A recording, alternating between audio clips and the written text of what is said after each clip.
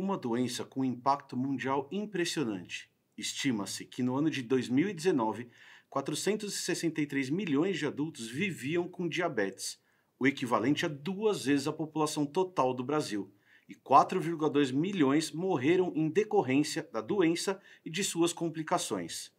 Os gastos em saúde nesse período chegaram a 760 bilhões de dólares. A doença está entre as 10 principais causas de morte, com quase metade ocorrendo entre pessoas com menos de 60 anos. De todas as pessoas com diabetes, cerca de 90% apresentam o tipo 2 da doença. Nas últimas décadas, o avanço do diabetes foi marcante e a projeção para os próximos anos segue o mesmo padrão de crescimento, impulsionado principalmente pelo aumento da prevalência da obesidade e sobrepeso, os principais fatores de risco modificáveis para o desenvolvimento do diabetes mellitus tipo 2. Além disso, há ainda um entrelaçado de fatores estruturais que influenciam o aumento do diabetes na população, incluindo pobreza, desigualdade, envelhecimento, má nutrição, insegurança alimentar, baixo nível de escolaridade e poluição ambiental. O diagnóstico precoce e o acesso a cuidados adequados para todos os tipos de diabetes podem evitar ou retardar as complicações em pessoas que vivem com a doença. A pandemia de Covid-19 intensificou os desafios quanto à prevenção e o tratamento e expôs claramente as sinergias entre doenças crônicas, doenças infecciosas e determinantes sociais e econômicos. Eu sou Emílio Garcia e nesse vídeo, apoiado pela AstraZeneca, nós viajaremos no tempo para explicar o que é diabetes, conhecendo os principais pesquisadores de diversos países, o papel da insulina no desenvolvimento da doença e sua relação com a Covid-19. Vem comigo!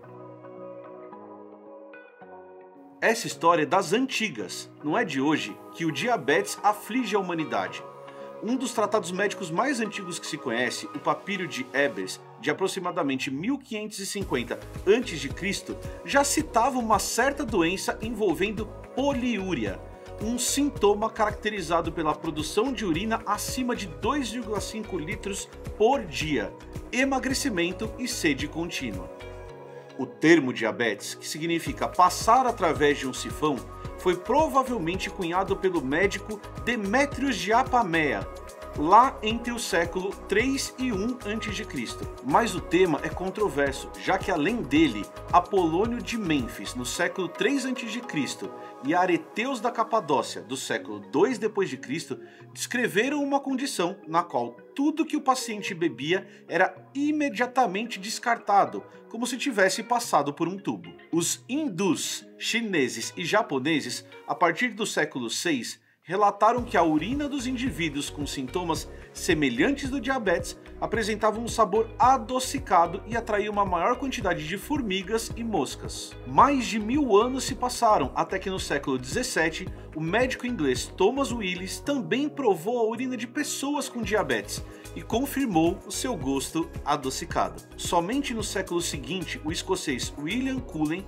propôs adicionar o termo mellitus, que significa mel em latim, e Matthew Dobson, o inglês, identificou pela primeira vez a substância doce presente na urina dos pacientes como sendo um açúcar. Até aquele momento, sabia-se muito pouco sobre a doença, e as formas de tratamento envolviam sangrias e a aplicação de agentes cáusticos que causavam bolhas para a extração de toxinas e infecções. A partir de então, diversos pesquisadores passaram a estimular a alimentação em grandes quantidades entre os pacientes, inclusive a ingestão de açúcar para compensar o que se perdia na urina. Como essa forma de tratamento mostrou-se ineficiente, uma nova vertente de pesquisadores passou a adotar a restrição alimentar para controlar os efeitos do diabetes. Apollinaire Bouchardat, um farmacêutico francês, utilizava um sistema de jejum periódico e sugeriu que atividades físicas poderiam aumentar a tolerância aos carboidratos. Enquanto diversas terapias dietéticas eram empregadas, a ciência também se expandia na busca pela causa do diabetes. O século XIX foi recheado por descobertas que impulsionaram o conhecimento em relação ao diabetes. O médico francês Claude Bernard estudando o papel da secreção pancreática na digestão de gorduras e o papel do fígado na secreção interna de glicose no sangue, chegou a considerar que a causa do diabetes estaria relacionada ao fígado. Mas logo, outro órgão passou a chamar a atenção dos pesquisadores. As autópsias de pessoas com diabetes mostravam que um órgão em específico encontrava-se sempre danificado: o pâncreas, uma glândula responsável pela produção de enzimas digestivas que chegam ao intestino por meio de ductos. Em 1869, Paul Langerhans, um estudante alemão de medicina, apresentou em sua dissertação a descrição de 2 sistemas celulares no pâncreas: os ácinos, responsáveis pela secreção do suco pancreático, e um outro grupo com função desconhecida,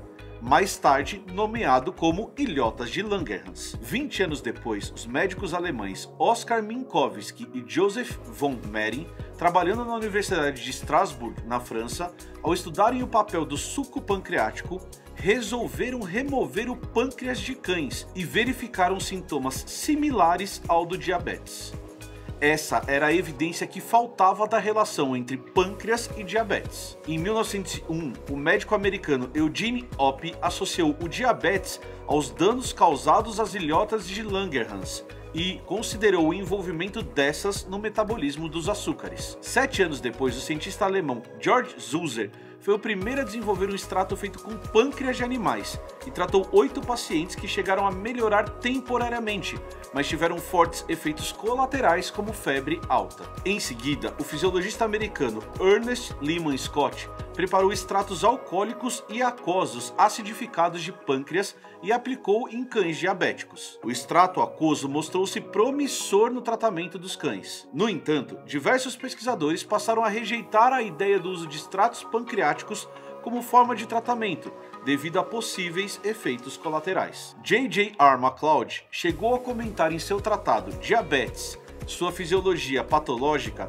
de 1913, que a secreção liberada pelas ilhotas jamais seria isolada em um extrato pancreático. No mesmo ano, Frederick Allen publicou seu livro Estudos sobre Glicosúria e Diabetes, no qual questiona fortemente o uso da terapia com extratos pancreáticos. Frederick Bentin, um médico canadense, não pensava muito diferente de MacLeod e achava que a secreção das ilhotas de Langerhans estava sendo destruída pelo suco digestivo produzido pelos ácidos. Mas acreditava também que se o fluxo do suco digestivo pudesse ser interrompido ligando os ductos pancreáticos, o órgão pararia de produzir o suco pela deterioração dos ácidos. Dessa forma, as ilhotas continuariam a produzir sua secreção, que poderia ser isolada e testada para o diabetes. Bentin se une então a MacLeod na Universidade de Toronto, que oferece um espaço em seu laboratório, cães para serem utilizados nos experimentos e um estudante assistente. Em 1921, Charles Best e Frederick Bentin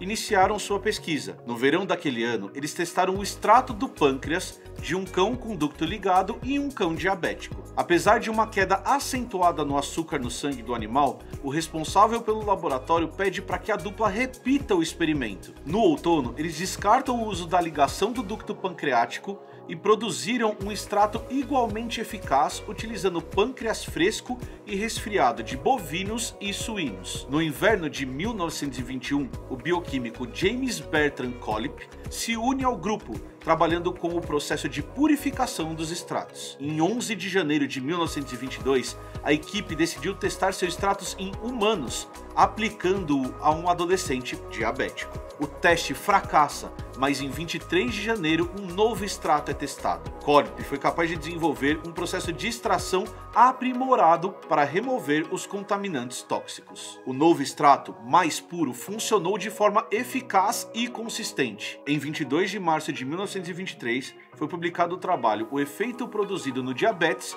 por Extratos de Pâncreas, e o termo insulina, referente às ilhotas, foi utilizado pela primeira vez para denominar a substância responsável pelo controle do diabetes. O grupo recebeu o Prêmio Nobel de Medicina pela descoberta. A insulina é um hormônio proteico, secretado pelas células beta das ilhotas de Langerhans, uma proteína responsável por intermediar a entrada da glicose, um tipo de açúcar, nas células. Para isso, a insulina se liga a receptores específicos na superfície das células, agindo como uma chave que ativa proteínas de transporte e permite a passagem do açúcar pela membrana plasmáticas das mesmas. Quando o corpo está funcionando normalmente, a glicose é transportada rapidamente do sangue para dentro dos tecidos. No entanto, quando não há insulina ou os níveis de insulina estão muito baixos, ou ainda o organismo se torna resistente à ação desses hormônios, a glicose não é capaz de entrar nas células e seus níveis se elevam no sangue. A condição de não produção de insulina ou de baixa eficiência na sua utilização pode configurar o que definimos como diabetes. O diabetes do tipo 1 é uma doença autoimune. A autoimunidade leva à destruição das células beta pancreáticas produtoras de insulina, culminando em uma deficiência desse hormônio desde o início do diagnóstico. Já o diabetes tipo 2 é caracterizado pela incapacidade da insulina exercer normalmente suas funções. A resistência à insulina consiste em uma falha do reconhecimento do hormônio por parte dos receptores da membrana celular. Essa resistência pode ser ocasionada pelo acúmulo de gordura abdominal e associada ao aumento dos níveis de triglicérides, baixas concentrações de HDL, lipoproteína de alta densidade e pressão arterial aumentada. Pelo fato de a insulina não conseguir agir de forma eficiente, o pâncreas pode trabalhar em excesso, compensando a deficiência, mas com o passar dos anos, pode haver uma redução progressiva da capacidade de produção de insulina. A descoberta da insulina em 1922 instaurou um clima de otimismo terapêutico. Uma doença aguda e terminal, o diabetes tipo 1, tornou-se uma condição crônica, porém controlável. O diabetes tipo 2, por outro lado, representa uma outra face da medicina moderna, a de doenças crônicas complexas, associadas aos ambientes sociais e comerciais das nações industrializadas, que contribuem com o ganho excessivo de peso e sedentarismo. Portanto, é imperativa a busca por uma estratégia de prevenção para aumentar a educação em saúde, reduzir as disparidades sociais e criar um ambiente sem fumo e que promova uma alimentação saudável associada à atividade física, que poderia levar a 44 milhões de casos a menos de diabetes e a 67 milhões de eventos cardiovasculares a menos em 20 anos. Apesar do avanço no tratamento de diabetes mellitus tipo 2 com o desenvolvimento de medicamentos orais, vale lembrar que a base do tratamento são as medidas não farmacológicas, uma mudança no estilo de vida para a adoção de hábitos mais saudáveis de alimentação e a prática de exercícios é importante para evitar as complicações relacionadas ao mau controle glicêmico. A hiperglicemia crônica, quando você fica muito tempo com elevada quantidade de açúcar no sangue, está associada ao desenvolvimento de complicações em uma série de órgãos, como olhos, rins, nervos e coração. Diversos estudos científicos já mostraram a clara relação. Pacientes com níveis mais controlados da glicemia reduzem significativamente o risco do desenvolvimento dessas complicações quando comparados aos pacientes mal controlados, o que pode prejudicar a qualidade de vida dos pacientes. Após 100 anos da descoberta da insulina, o mundo passou a sofrer com uma pandemia viral que colocou governantes, agentes de saúde e a própria população contra a parede novamente em relação ao diabetes, já que a doença aumenta o risco de infecção grave por Covid-19. Além disso, dentre os pacientes com diabetes, aqueles com a glicemia bem controlada tiveram uma mortalidade marcadamente mais baixa em comparação a indivíduos com a glicemia mal controlada durante a hospitalização. Mas vale o alerta: pacientes hospitalizados com Covid-19 também têm resultados piores se o nível de açúcar estiver elevado no sangue, independentemente de terem diabetes. O risco de mortalidade aumenta drasticamente em pacientes com 2 ou mais doenças comórbidas, como obesidade, diabetes, hipertensão e doenças cardiovasculares. O ideal é não ficar parado. Invista em uma alimentação mais saudável, exercite-se, mantenha em dia seus tratamentos médicos e, principalmente, nesse momento de pandemia, evite aglomerações. Você é importante demais e o principal protagonista no seu cuidado. Cuide-se, não esqueça de usar máscara direitinho e sempre escute o seu corpo. Lembre-se que ele fala com você o tempo todo, só precisamos prestar atenção. A qualquer sinal de que algo está diferente, procure sempre um profissional da saúde para te ajudar. Este é um conteúdo patrocinado pela AstraZeneca. Se você gostou, deixe o seu joinha e compartilhe. Até a próxima. Tchau!